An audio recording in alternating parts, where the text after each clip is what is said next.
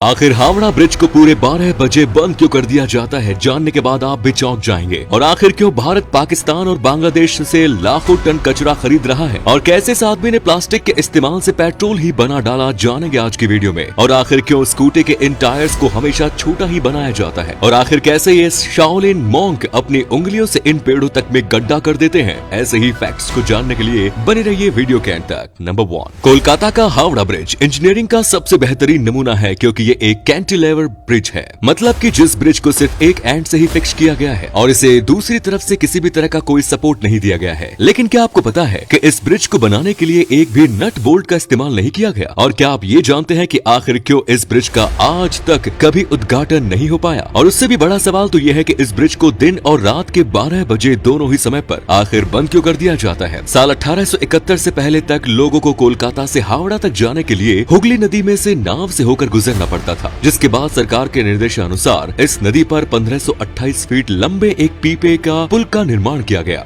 बड़े बड़े पीपों को लगाकर बनाए गए इस पुल में 22 लाख रुपए का खर्च आया। लेकिन फिर जब यहाँ हावड़ा स्टेशन बना तो यहाँ पर लोगों की भीड़ भी बहुत ज्यादा बढ़ने लगी, जिसके बाद यहाँ की सरकार ने इस जगह पर एक फ्लोटिंग यानी तैरता हुआ ब्रिज बनाने का फैसला किया। लेकिन उसी समय पहले विश्व युद्ध की भी शुरुआत हो गई, जिसके चलते ये काम भी बीच में ही रोकना पड़ा। और फिर 1992 में BBJ नाम के एक कंपनी ने इस जगह पर काफी मजबूत और टिकाऊ ब्रिज बनाने का फैसला किया, जिसके लिए उन्होंने 26,500 टन स्टील का इस्तेमाल किया। उस समय में इतने स्टील को इकट्ठा करना कोई छोटी बात नहीं थी। उस समय अंग्रेजों ने उनके सामने एक बड़ी शर्त भी रखी कि इस ब्रिज को बनाने के लिए इसके नीचे कोई भी पिलर नहीं होना चाहिए, ताकि बड़े से बड़ा जहाज भी इस ब्रिज के नीचे से आसानी से निकल सके। यही वजह है कि उन्होंने यहाँ पर एक कैंटिलेवर ब्रिज को बनाकर तैयार किया। और हैरानी की बात तो ये है कि उस समय में इस ब्रिज को बिना किसी नट बोल्ट के ही बनाकर तैयार कर दिया गया। लेकिन उस समय के सबसे बड़े कारनामे को अंजाम देने के बाद भी इस ब्रिज का आज तक भी कभी उद्घाटन नहीं हो पाया, क्योंकि इस ब्रिज के बनते ही वर्ल्ड वॉर 2 की शुरुआत हो चुकी थी, जिसके चलते इस ब्रिज को बिना उद्घाटन के काम पर ही लगा दिया गया। उस समय जापान ने इस ब्रिज को बमबारी से उड़ाने की कोशिश की, लेकिन वो इसमें नाकाम रहे। ये ब्रिज इतना मजबूत है कि आज भी रोजाना इस पर से करीब 1 लाख से भी ज्यादा गाड़ियां होकर गुजरती हैं। लेकिन इस ब्रिज को हर रोज दोपहर और रात के पूरे 12 बजे बंद कर दिया जाता है, जिसके पीछे का कारण ये है कि इसे बनाने वाले इंजीनियरों ने ये दावा किया कि ये पुल किसी भी दिन 12 बजे गिर जाएगा।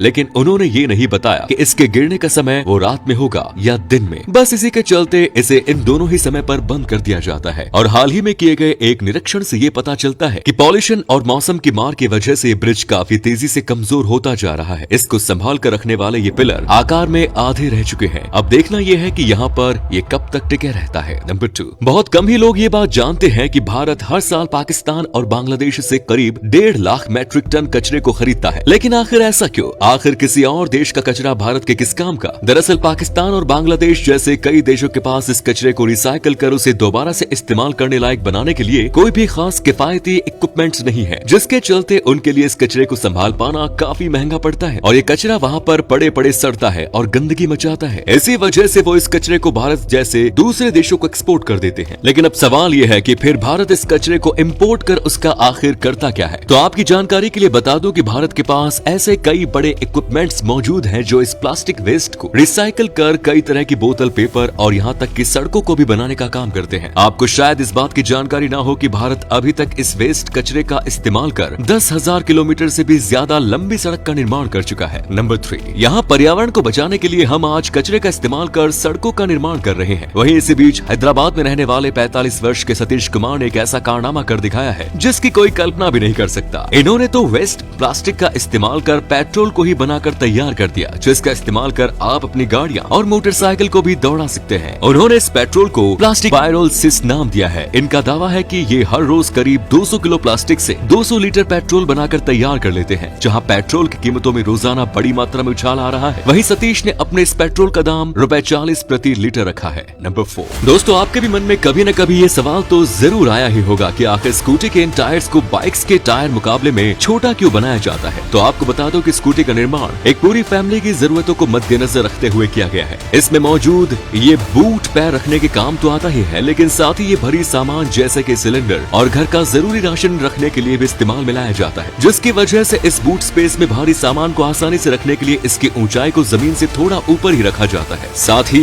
एक फैमिली को स्टोरेज कैपेसिटी की भी जरूरत होती है, जिसके चलते इसमें एक बड़ा अंडर सीट कैबिन भी बनाया जाता है और इस कैबिन की कैपेसिटी को बढ़ाने के लिए इसके इंजन के साइज को भी छोटा ही रखा जाता है। अब जाहिर सी बात है कि एक छोटा इंजन बड़े बड़े टायर्स को घुमाकर ऊंची चढ़ाई वाली जगहों पर ले जाने में असमर्थ रहेगा। इसके चलते स्कूटी के इन टायर्स को छोटा ही रखा जाता है और घर में मौजूद लड़कियों के कंफर्ट को भी ध्यान में रखते हुए इन टायर्स का साइज छोटा ही बनाया जाता है।